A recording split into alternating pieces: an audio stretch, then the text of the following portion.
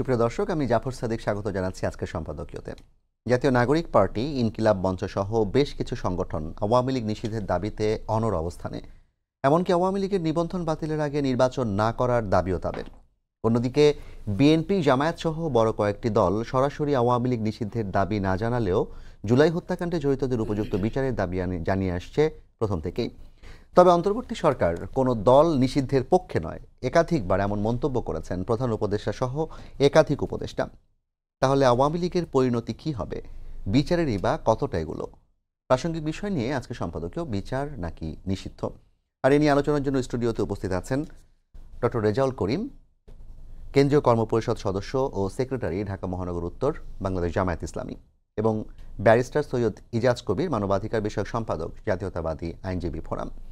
দর্শক, আপনারাও এই আলোচনায় অংশ নিতে পারেন। এই জন্য আপনাদের ফোন করতে হবে টেলিভিশনে দেখানো নম্বর, এছাড়া ফেসবুকের মাধ্যমে আপনাদের মন্তব্য পাঠাতে পারেন। আলোচনা শুরুতেই জানিয়ে দেবো এখনকার প্রধান শিরোনামগুলো। 4 মাস পর দেশের উদ্দেশ্যে লন্ডন ছাড়লেন বেগম জিয়া। ফিরছেন কাতারের রয়্যাল এয়ার অ্যাম্বুলেন্সে। সঙ্গী 2 পুত্রবধূ। হিথ্রো বিমানবন্দরে মাকে বিদায় জানান তারেক রহমান।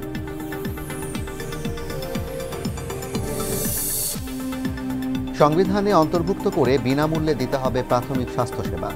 বাজেটের 15% বরাদ্দের সুপারিশ সংস্কার কমিশনের, দ্রুত বাস্তবায়নের নির্দেশ প্রধান উপদেষ্টার। রাখাইনে মানবিক করিডোরে সমর্থন ইইউ রাষ্ট্রদূতের। সিদ্ধান্ত নিতে হবে বাংলাদেশকেই। সংস্কার কার্যক্রম বাস্তবায়নে অন্তর্বর্তী সরকারকে যথেষ্ট সময় দেওয়ার পক্ষে মত। ডক্টর রেজাউল করিম, আপনাকে দিয়ে শুরু করতে চাই আজকের আলোচনা। আওয়ামী লীগ 5ই আগস্টের পর 2024 সালে বাংলাদেশ থেকে রাজনৈতিকভাবে একভাবে বলা যায় যে আওয়ামী লীগ কিন্তু তাদের কার্যক্রম করতে পারছে না, বন্ধ আছে। কিন্তু সেই আওয়ামী লীগকে বিচারের জন্য যে প্রক্রিয়া, সেই বিচারের প্রক্রিয়াও কিন্তু এখনও অনেকটাই আসলে কতটা এগুলো সেই বিষয়ে কিন্তু সেটাও প্রশ্ন আছে।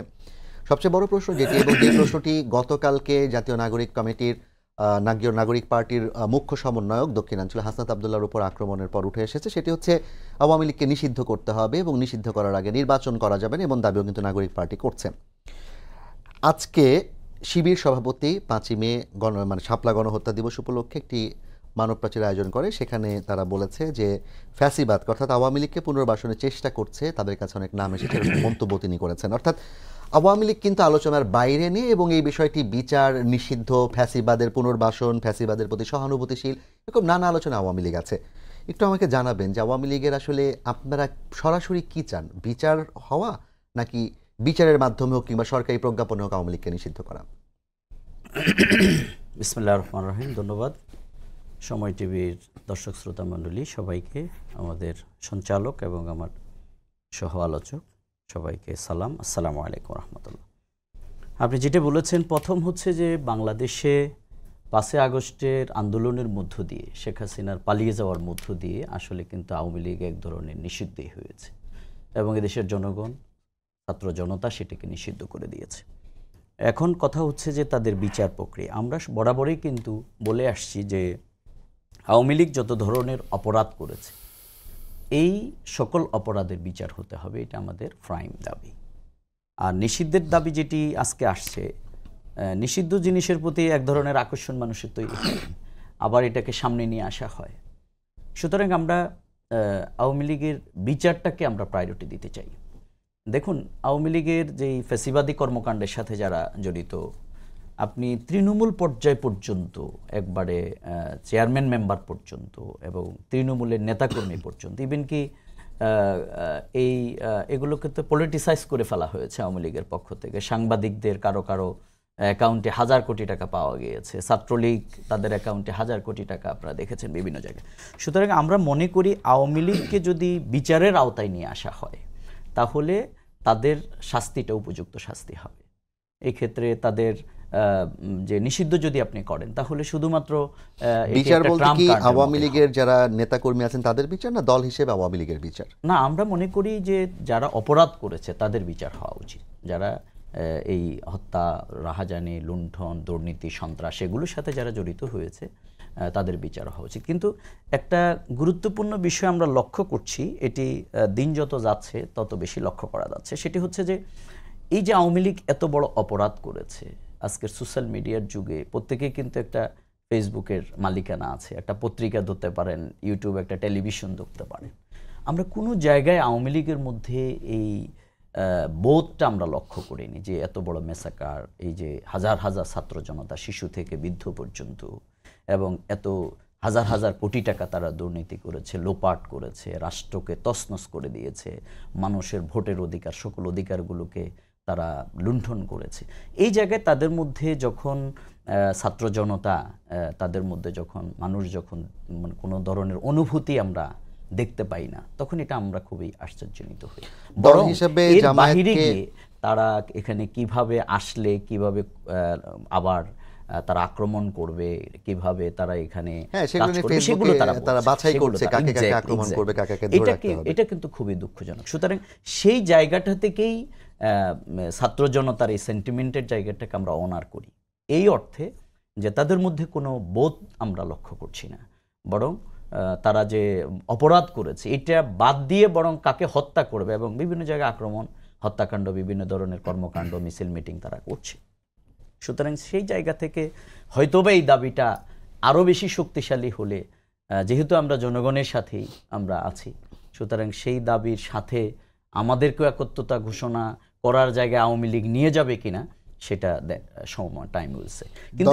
কিন্তু আমরা দেখেছিলাম যে জামায়াতকে নিষিদ্ধ করা হয়েছিল, তাদের নিবন্ধন বাতিল করা হয়েছিল, তারপরও আপনারা এখনো মানে জনগণের উপর কেন এই ভরসা রাখতে চাচ্ছেন যে জনগণ আপনাদেরকে নিয়ে যাবে? আপনারা কেন দল হিসেবে দাবি করতে পারছেন না? না, আমরা চাচ্ছি না, আমি সেটা বলছি না। আমি প্রথম বলছি যে তাদের নিষিদ্ধের কাজ, বিতাড়নের কাজ, তাদের পলায়নতন্ত্রের মধ্য দিয়ে যে কাজ হয়েছে, এটি দল হিসেবে তাদের জন্য তো একটা অপমানজনক অধ্যায় রচিত হয়েছে। দ্বিতীয় হচ্ছে তাদের বিচার কার্যক্রম। এই বিচার কার্যক্রমের ধীর গতিটাও কিন্তু এই নিষিদ্ধের একটা আলোচনাটাকে সামনে নিয়ে এসছে। আপনি দেখেন এই সরকার কিন্তু অন্তর্বর্তীকালীন সরকার, এখানে আজকে প্রতিনিয়ত আমরা গতকালকেও 2-3 শহীদ পরিবারের সাথে সাক্ষাৎ হয়েছে, তাদের যেই প্যাথেটিক সাইন, তাদের যেই অনুভূতি, তাদের মায়েদের যে কান্না, এই অবস্থার জায়গা থেকে মানুষের কিন্তু ডিসিশন অনেক সময় কিন্তু চেঞ্জ হয়। আপনি দেখবেন আপনার পরিবারে আপনি একটা মত নিয়ে যাচ্ছেন, কিন্তু যখন গিয়ে দেখেন যে সেখানে অন্যরকম একটা অবস্থা, তখন কিন্তু আপনার চিন্তা জগতে একটা পরিবর্তন এসে যায়। সুতরাং মানুষের মনোজগতের এই জায়গাটা আসলে তৈরি করছে কিন্তু আওয়ামী লীগ নিজেই। আর সরকার এখানে বিচার কার্যক্রমটাকে আরও যেভাবে এগিয়ে নিয়ে আসা দরকার, এটা আমরা মনে করি, এখনও আমরা আশা করছি, কিন্তু এটা যদি হয় তাহলে হয়তো জনগণের এই প্রত্যাশার জায়গাটা একটা অংশ পূরণ হবে বলে আমরা মনে করি। আর আরেকটি বিষয় হচ্ছে, জামাতকে যেহেতু তারা 15 বছর আমাদের বিএনপি সহ আমাদেরকে এক ধরনের তারা রাজনৈতিক কর্মকাণ্ডে আমাদেরকে নিষিদ্ধই করে রেখেছে। আমরা রাজপথে নামা থেকে আমাদের দল হিসেবে তো জামাতের নিবন্ধন বাতিল করেছে, আমাদের নিবন্ধন বাতিল করেছে। এখন ওই ট্রাম্প কার্ডটাকে প্রয়োগটা আইনের মাধ্যমে আওয়ামী লীগকে এইভাবে করা হোক, সেই জায়গায় আমরা অতি উৎসাহী হতে চাই না, যাতে মানুষ মনে না করে যে না, আমাদেরকে যা করা হয়েছে আমরা সেটাই করতে চাই, বরং সেটা জনগণের পক্ষ থেকে আজকে কথা আসতেছে আওয়ামী লীগের এবং বিচার কার্যক্রম, সেটি আমাদের মূল দাবি, আমরা সেটাই দাবি জানিয়ে আসছি। অনেক ধন্যবাদ ডক্টর রেজাউল করিম। ব্যারিস্টার ইজাজ কবির, আপনার কাছে আসতে চাই। ইজাজ ভাই, একটু বিএনপির যে অবস্থান, বিএনপির অবস্থান হচ্ছে একই রকম। জামায়াত নেতা যিনি যে কথাটি বললেন যে আমরা মির্জা ফখরুল ইসলাম আলমগীর থেকে সবার কাছে শুনি যে এই কাজ বিএনপিকে দাবি করতে হবে কেন, এটা তো এমনিতেই হওয়ার কথা। আসলে বিএনপির অবস্থানটা কি আওয়ামী লীগের কি বিচার নাকি নিষিদ্ধ, কোন জায়গাটায় বিএনপি জোর দিচ্ছে? ধন্যবাদ আপনাকে। না, আমি একটু দ্বিমত পোষণ করবো এইভাবে যে সম্পূর্ণ রেজাউল করিম সাহেব যেভাবে বললেন, আমার মনে হয় না বিএনপি ঠিক জিনিসটা সেভাবে দেখছে। তবে এই কথাটা বলার আগে আমার মনে হয় ইতিহাসটা একটু দেখা উচিত আমাদের। আমি যদি পিছন থেকে শুরু করি, সেটা হলো গিয়ে যে দল নিষিদ্ধকরণের যেই প্রক্রিয়া বা আপনার অভ্যাস বা রাজনীতিতে যেই প্রচলন, এটা যদি আমি সেই 75-এর দিকে দেখি, তাহলে এটা এই আওয়ামী লীগকে নিষিদ্ধ করে বাকশাল করেছিল, এবং পরবর্তীতে এই জিয়াউর রহমান সাহেবই বহুদলীয় গণতন্ত্রের জন্য আবার আওয়ামী লীগের পুনর্জন্ম হয়। সো এই নিষিদ্ধকরণের যেই প্রথাটা, এটা আওয়ামী লীগের মধ্যেই আছে। আর বিএনপির কথাটা যদি আসি, বিএনপি আসলে এখন বর্তমানে যে জায়গায় আছে এই জায়গায় যদি আপনি আমাকে জিজ্ঞেস করেন যে আপনি কি আওয়ামী লীগকে নিষিদ্ধ করতে চান, আওয়ামী লীগকে কি নিষিদ্ধ করবেন, এটা আসলে এই মুহূর্তে বিএনপি তো সেই অবস্থানে নাই।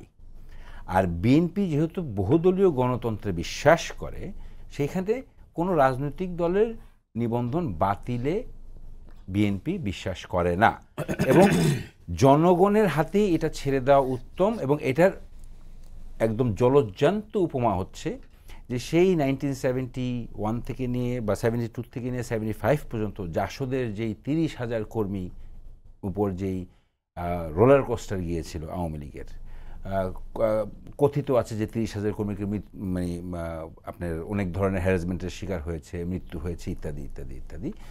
তো সেই দিকটা যদি দেখি তাহলে আজকে কিন্তু জাসদের কিন্তু সেরকম কোনো সাপোর্ট নেই। তো জাসদকে কিন্তু নিষিদ্ধ করা লাগেনি। হ্যাঁ, তো ঠিক সেরকমই যে ভবিষ্যতে জনগণই দেখবে বা দেখিয়ে দিবে যে আওয়ামী লীগের অবস্থান কি আসলে জাসদের মতো হয় কি হয় না।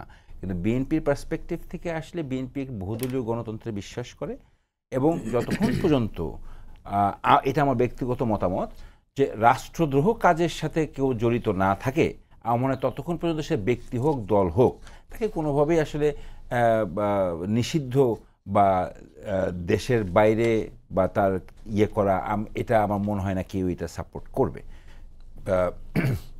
আর রেজাউল করিম সাহেব যে আরেকটা কথা যেটা বললেন সেটা হচ্ছে যে যে আওয়ামী লীগের ব্যাপারে যে রিপেন্টেন্স এই জিনিসটা নাই।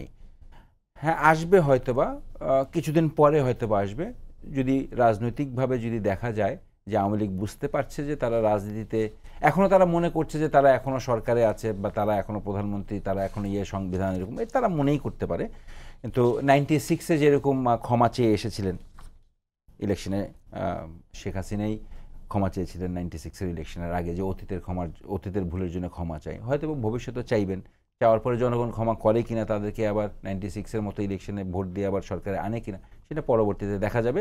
বাট আদৌ আওয়ামী লীগ রাজনীতিতে ফিরবে কবে এটা আওয়ামী লীগের ব্যাপার। এবং এই 15-17 বছর ধরে যা হয়েছে এটার তো একটা বিচার হতেই হয়, এটার বিচার না হলে তো হয় না। যেরকম ধরেন সব কিছু যদি বাদ দেই, যে আপনার আমরা জুলাই অভ্যুত্থানে যেই শিশুরা নিহত হয়েছে, যে বাচ্চারা নিহত হয়েছে, যে যুবকরা নিহত হয়েছে, এবং আপনার এই বিএনপিরই আপনার 442 জন আপনার এখানে প্রায় শহীদ হয়েছেন, এবং তারপরে এই সরকার চালানোর মাঝে দিয়ে যে প্রায় ধরেন যদি আমার ভুল না হয়ে থাকে 1,43,000 মামলা হয়েছে শুধু বিএনপির নেতাকর্মীদের বিরুদ্ধে, 60 লক্ষ আসামি ছিল, এবং প্রায় 1 কোটি বা তার উপরের বেশি কর্মী ঘর হারা ছিল। এগুলারও তো অন্তত বিচার হওয়া উচিত। আপনার ক্ষমতায় আসতে না আসতেই 25শে ফেব্রুয়ারি বিডিআর মিউটিনি, শাপলা চত্বর, আরও ব্যাংক লুট, কত কিছু হয়েছে। তো এইটার তো একটা অ্যাকাউন্টেবিলিটি থাকতে হবে না? বিচার মানে কি ফাঁসি দিতে হবে এমন কথা আমি বলছি না, কিন্তু এই যেই ঘটনাগুলি ঘটলো, এই যে দুর্নীতিগুলি ঘটলো, এই যে হত্যাকাণ্ডগুলি হলো, এই যে আপনার কীভাবে বলবো, আপনার যদি বলি যে অ্যাডমিনিস্ট্রেশনে যেই ঘটনাগুলি ঘটলো, তো এইগুলার তো একটা জবাবদিহিতা থাকতে হবে। তো এই জবাবদিহিতা তো আইনি দলীয়ভাবে তো বিচারের চেয়ে নির্বাচনের দিকে বেশি মনোযোগী, এবং এনসিপি জাতীয় নাগরিক পার্টির যারা নেতা তারাও বলছেন যে নির্বাচন কোনোভাবেই হবে না বিচার কিংবা নিষিদ্ধ না করা পর্যন্ত, নিবন্ধন বাতিল না করা পর্যন্ত। তাহলে এই জায়গায় এই বিষয়টা বিএনপি ডিল করবে কি করে? না না না, এটা সম্পূর্ণ একটা আমি বলবো যে দুটাকে মুখোমুখি দাঁড় করানো হচ্ছে, এটা মিডিয়া ট্রায়ালের মতো মুখোমুখি দাঁড় করানো হচ্ছে। আপনার বিচার করতে গেলে আপনি নির্বাচন করতে পারবেন না, নির্বাচন করলে কি তাহলে আপনার বিচার বন্ধ থাকবে? সেটা তো না। বিচারের জায়গায় বিচার থাকবে, নির্বাচনের জায়গায় নির্বাচন আসবে, সিম্পল কথা। এখন বিচার করে নির্বাচন করতে হবে, তার মানে আপনি কি বলতে চাচ্ছেন যে বিচার না করা পর্যন্ত নির্বাচন করা যাবে না? বা আপনি কি বলতে চাচ্ছেন নির্বাচন করলে আওয়ামী লীগের বিচার হবে না? কোনটা? তাদেরকে এটা স্পষ্ট করতে হবে যে তারা কেন দুটাকে মুখোমুখি দাঁড় করাচ্ছে। আমরা মনে করি যে নির্বাচনের কাজ নির্বাচনের মতো করে চলে যাবে, বিচারের কাজ বিচারের মতো হয়ে চলে যাবে। এমন কোনো বিচার যেই সরকারই আসুক, যেই সরকার আছে এবং ভবিষ্যতে যেই সরকার আসবে, যেই আসুক, সরকার যেন বিচার প্রক্রিয়াটাকে সুষ্ঠুভাবে রাখে। অতীতে আমরা যেই বিচার প্রক্রিয়া দেখেছি যেটা ছিল প্রায় উই ক্যান সে কোশ্চেনেবল, ঠিক আছে, এরকম কোশ্চেনেবল বিচার আমরা দেখতে চাই না এবং আমরা কেউ করতেও চাই না, এবং আশা করি বর্তমান সরকার এবং ভবিষ্যতে যে সরকার আসবে এরা এই ধরনের কোশ্চেনেবল বিচার করবে না। জি, অনেক ধন্যবাদ এজাজ ভাই আপনাকে। এজাজ ভাই, আপনাকে একটু জানতে চাই, আজকে আপনাদের যেই সহযোগী সংগঠন ছাত্র শিবির, ইসলামী ছাত্র শিবির, তার কেন্দ্রীয় সভাপতি কিন্তু বলেছেন যে অনেকে ফ্যাসিবাদকে পুনর্বাসনের চেষ্টা করছেন, আমাদের কাছে নাম এসেছে। হঠাৎ করে শিবিরের কাছ থেকে এরকম একটি বক্তব্য আসার কারণটা কি?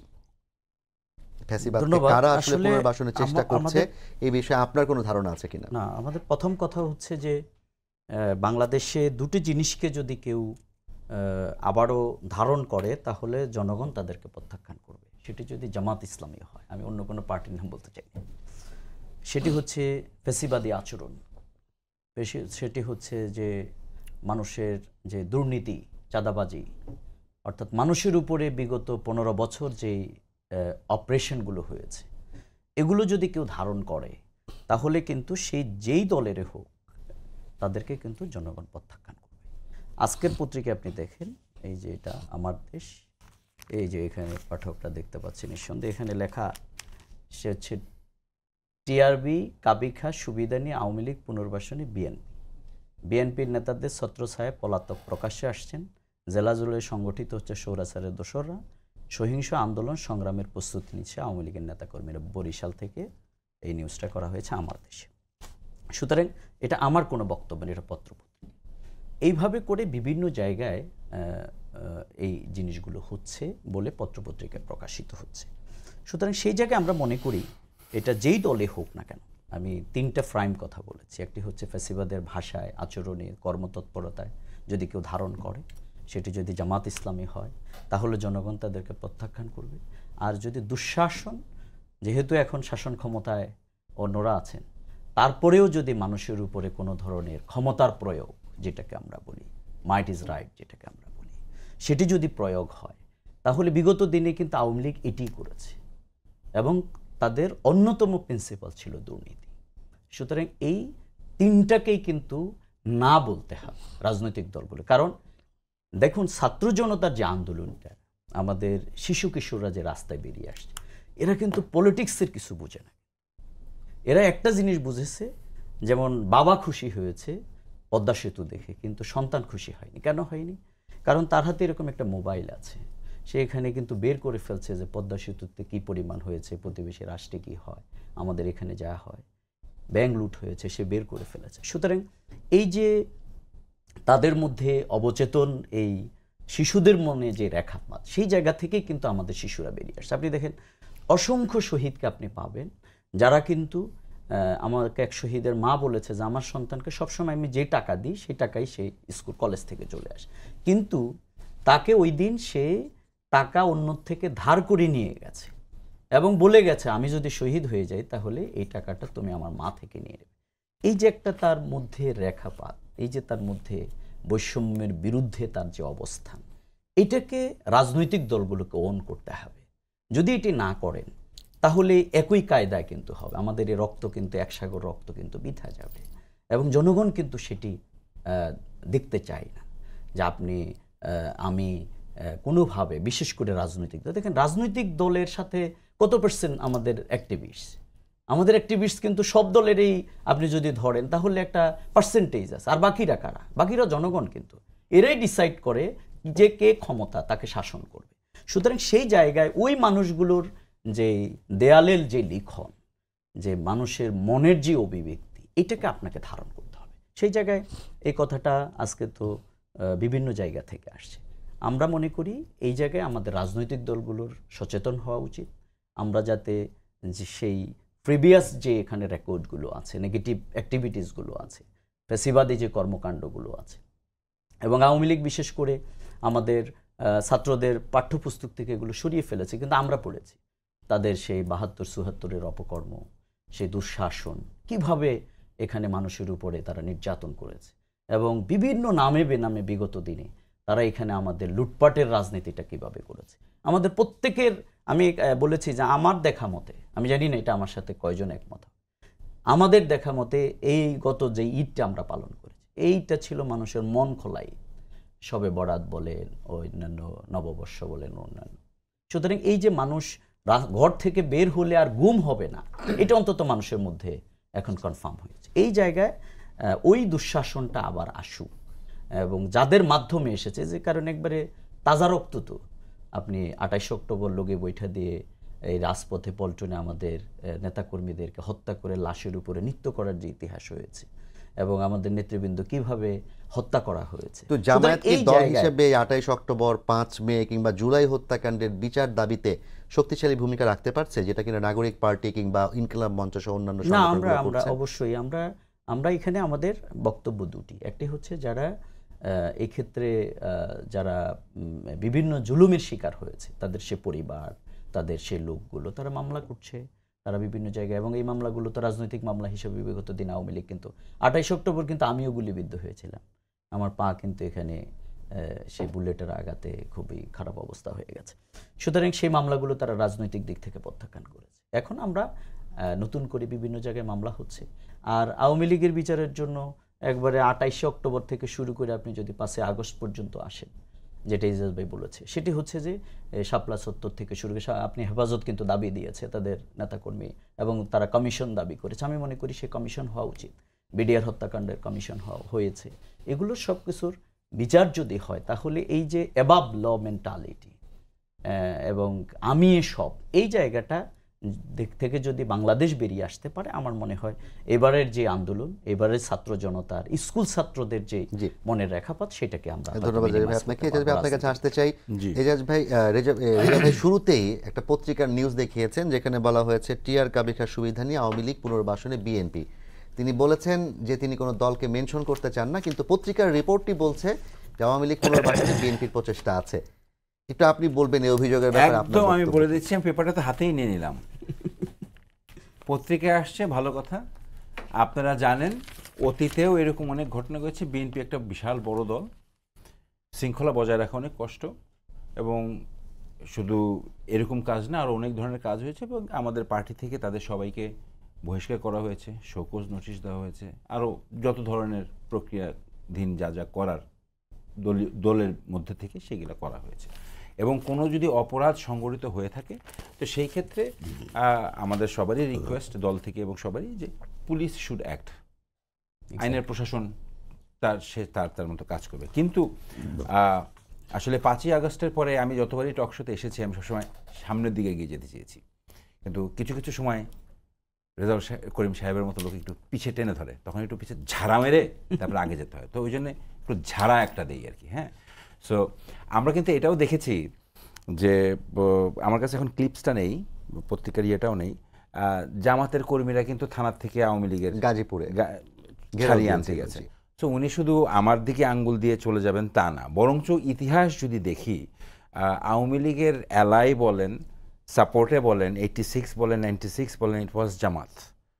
সো আশা করব যে জামাত সেই ভুলটা আর করবে না, আওয়ামী লীগের পুনর্বাসন আর করবে না, এবং এদিক ওদিক কাদা ছোড়াছড়ি না করে দেশটার দিকে চিন্তা করে এগিয়ে যাওয়াটাই উত্তম। ওনারাও করেছেন, আমাদের দলে কিছু কিছু দুষ্ট লোক আছে, করবেন। কিন্তু প্রশ্নটা যদি রাখি যে বহুদিন ধরে টকশো করছি, কিন্তু কোনো টকশোতে তো জামাত পেলাম না, জামাতের কাউকে পাইনি জামাতকে রিপ্রেজেন্ট করে টকশো করার জন্যে, নাম্বার 1। নাম্বার 2, আপনার 5ই আগস্টের পর কি দেখলাম, যে আওয়ামী লীগের লুঙ্গির ভিতর থেকে জামাত বের হয়ে আসতে বলছে, আমি জামাতের অমুক পদের কর্মী, আমি জামাতের অমুক পদের নেতা। বিএনপির কেউ কিন্তু কিছু বলতেছে না। এখন জামাত যদি দাবি করতে চায় ওনারা ইন্টারনালি স্যাবোটেজ করেছে, সেটা ওনাদের ব্যাপার, ওনারা স্বীকার করে বলুক যে ওনারা ইন্টারনালি আওয়ামী লীগকে স্যাবোটেজ করেছে। কিন্তু বিএনপি রাজপথে ছিল, রাজনৈতিকভাবে আওয়ামী লীগকে মোকাবেলা করেছে, 1,43,000 মামলা খেয়েছে, 60 লক্ষ আসামি হয়েছে, 1 কোটির উপরে কর্মীরা ঘরছাড়া থেকেছে। এবং ওনারা যত যাই বলুক, they should come to a firm stand position, যে ওনারা আসলে কি চায়, জামাতকে কি মাফ করেছে কি করেন নাই। কারণ কয়েকদিন আগেই আমির বলেছেন যে জামাতকে আমরা মাফ করে দিলাম, পত্রপত্রিকাতেও আসছে। So they should clarify on that aspect, যে একবার বলবেন মাফ করে দিলাম, আরেকবার ছাত্রদের সঙ্গে বলবেন যে বিচার চাইলাম, পরবর্তীতে হবে হয়তো বা বলবে যে আওয়ামী লীগে নিষিদ্ধকরণ চাই। They should make a political stand. বিএনপির পলিটিক্যাল স্ট্যান্ড একটাই, বিএনপির বহুদলীয় গণতন্ত্রের একটা দল, গণতন্ত্রে বিশ্বাস করে, বিএনপি আর বর্তমানে বিএনপি আওয়ামী লীগ নিষিদ্ধ হবে কি হবে না এটা বিএনপির সিদ্ধান্তের ব্যাপার বর্তমানে না। বর্তমানে সরকার কি করবে না করবে সেটা বর্তমানে সরকারের ব্যাপার, এবং ভবিষ্যতে জনগণই সিদ্ধান্ত নেবে। এখন জনগণ কিভাবে সিদ্ধান্ত নেবে সেটা ধরেন পার্টির ম্যান্ডেটের একটা ব্যাপার আছে, সেই ম্যান্ডেট অনুযায়ী যদি ভোট পায় বা জনগণের যদি সেরকম থাকে, আপনার ডিমান্ড থাকে, সেটা তখন বোঝা যাবে। আওয়ামী লীগ যদি নির্বাচনে অংশগ্রহণ করে সেই ক্ষেত্রে বিএনপির তার যদি নির্বাচনে অংশগ্রহণ করার কোনো অবস্থা থাকে বা অবস্থা করে নিতে পারে, অবশ্যই নির্বাচনে কারণ নির্বাচনে অংশগ্রহণ করলে তো সে সংবিধিবদ্ধভাবে একটা প্রোটেকশন পাওয়ার অধিকার রাখবে। তার যদি, সেটাই তো বললাম, তার যদি সেই অবস্থান থাকে, তার যদি সেই অবস্থানটা করে নিতে পারে, অবশ্যই ইলেকশন করবে। জনগণ যদি আবার ভোট দেয় আওয়ামী লীগকে, আবার সরকার ফর্ম করবে, তাতে আপনার আমার অসুবিধা কি? জনগণ যদি আওয়ামী লীগকে চায়, তা আপনি আর আমি কি করতে পারি? গণ অভ্যুত্থানের আরেকটা যে অংশ, যারা কিনা শক্তিশালী একটা অংশ, ছাত্রদের অংশ, তারা তো এই বিষয়টিতে আপনাদের সাথে কোনোভাবেই একমত না। এই জায়গাটাতে আমি একটা কথা বলতে চাই, যে সেটা হচ্ছে যে মানে যে এনসিপি বলেন বা দিস ইয়াং জেনারেশনস যারা বলেন, মানে আমি আমার বাস্তব অভিজ্ঞতা থেকে বলতেছি যে মানে পড়াশোনা শেষ করে যখন আমি আসলাম, এসে তো ইনিশিয়ালি আমরা সবাই পড়াই আর কি, হ্যাঁ। সো আমি যাদেরকে পড়িয়েছি, আমার দেখা মতে তারাই হচ্ছে বিএনপির আমলের লাস্ট 2 ইয়ার্স দেখেছে 1/11-এর আগে, অনেক ছোট বয়সে আমার ছাত্র। সো 1/11-এর পর থেকে নিয়ে এখন যারা আছে, এই বর্তমান ছাত্ররা বলেন বা নতুন রাজনীতিবিদ যারা বলেন, এরা এই ফ্যাসিস্ট আমলে যে রাজনীতিটাকে দেখেছে, এরা এটাকেই রাজনীতি হয়তোবা মনে করছে। আসলে এটা তো রাজনীতি না, এটা একটা ফ্যাসিবাদী নীতি। হ্যাঁ, এখনও যদি আপনি ইয়াং জেনারেশনকে জিজ্ঞেস করেন, হয়তোবা অকপটে বলে ফেলবে যে হ্যাঁ আমরাও ভোট দখল করে সিল দিব, মনে করছে। কিন্তু এটাই বোধহয় রাজনীতি, দখল করে সিল দেওয়াটাই রাজনীতি না। এই 17 বছরে ইয়াং জেনারেশনরা আসলে যে রাজনীতিটা কি জিনিস এটা তারা দেখেনি, এটা ওদের মাথাতে মনে হয় নেই। এটাই আস্তে আস্তে ওদেরকে বোঝাতে হবে, দেখাতে হবে যে আসলে রাজনীতিটা কি। এখন আব্দুল্লাহ হাসনাত আব্দুল্লাহ যে কথাটা আমি জানি না সত্য না মিথ্যা, ফেসবুকে দেখলাম যে ইউনূস সাহেবকে বলতেছেন যে আওয়ামী লীগকে নিষিদ্ধ করবেন না কেন, আমরাই আপনাকে বসিয়েছি। এই ধরনের কথাবার্তা কিন্তু আরেকটা ফ্যাসিবাদী কথাবার্তা। হ্যাঁ, ওনারা আন্দোলন করেছেন, ভ্যাট আন্দোলন করেছেন, কোটা আন্দোলন করেছেন, বিএনপি 15 বছর আন্দোলন করেছেন। এখন ওনারাও কথা বলে আমরা কি করেছি। আমরা চাইলেও ওনাদেরকে অনেক ধরনের প্রশ্ন করতে পারি, বাট অ্যাজ এ মনে করেন সিনিয়র টু দেম, অর আমাদের নেতৃস্থানীয় যেসব নেতারা আছেন, ওদের সামনে তো ওনারা নাতি নাতনিদের সমান। তো ওদের সঙ্গে মানে ওই পাল্টা প্রশ্ন তর্কে না জড়িয়ে আমার মনে হয় তাদেরকে আসলে বোঝানো উচিত যে look, this is not how it is and this is how it should be. So ওই ধরনের কথাবার্তাটা আসলে তাদের কাছ থেকে আমরা এক্সপেক্ট করি না, কারণ তারা যদি এখনই এই ধরনের কথাবার্তা বলে, ধরেন আমি এনসিপিকে ভোট দিলাম, তো তারা ক্ষমতায় গিয়ে কি বলবে? সো সব কিছুর একটা আদব কায়দা লেহাজ, সব কিছুর মধ্যেই একটা মনে করেন there is a mannerism, there is a protocol, there is a quorum, সব কিছুর মধ্যেই একটা সৌন্দর্যের একটা দিক আছে। সেই দিকটা লেহাজটা রেখেই আমরা সবাই মনে হয় ভবিষ্যতের দিকে এগিয়ে যেতে চাই এবং রাজনীতিটা করতে চাই।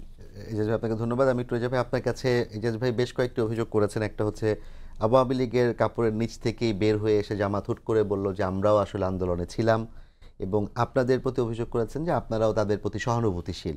আপনি একটু উত্তর দিবেন এই বিষয়ে। প্রথম কথা হচ্ছে ইজাজ ভাইয়ের একটা বিষয়ের সাথে আমি ওনাকে একমত। আমার মনে হয় ইজাজ ভাই ভুলে গেছে, খুব দিনটা বেশি দূরে না। সেটি হচ্ছে যে বাংলাদেশের 5 আগস্টের আগ পর্যন্ত বাংলাদেশের 2006 সালের 28 অক্টোবর আওয়ামী লীগ ক্ষমতায় আসার পর সবার আগে জুলুমের শিকার কিন্তু আমরা হয়েছি। 28 অক্টোবর লগি বৈঠা দিয়ে যে আক্রমণ, এটা দিয়ে আমাদের উপরে শুরু হয়েছে। এরপরে আমাদেরই সবচেয়ে বেশি নেতৃবৃন্দকে কিন্তু হত্যা করা হয়েছে। 11 জন শীর্ষ নেতাদেরকে হত্যা করা হয়েছে, যেটাকে জুডিশিয়াল কিলিং, যেটা আজকে বাংলাদেশের কোর্ট না, হিউম্যান রাইটস অর্গানাইজেশন না, ব্রিটেনের আদালত পর্যন্ত এটার ব্যাপারে তাদের জাজমেন্ট দিয়েছে যে এটা পলিটিসাইজ হয়েছে এবং বিচারের নামে এটা গণহত্যা হয়েছে।